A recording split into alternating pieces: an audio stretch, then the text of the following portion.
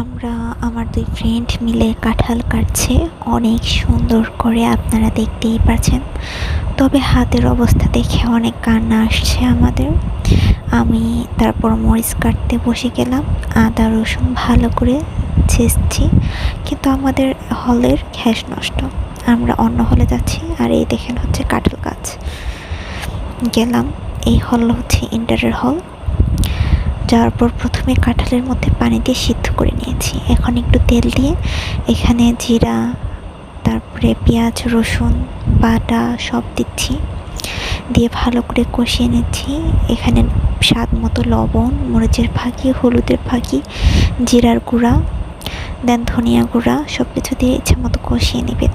নেওয়ার পর যখন ভালোভাবে কষানো হয়ে যাবে, হালকা হালকা করে অল্প অল্প করে কাঁঠাল দিয়ে দিচ্ছি এবং সাথে সাথে নাড়ানোর তালি আছে।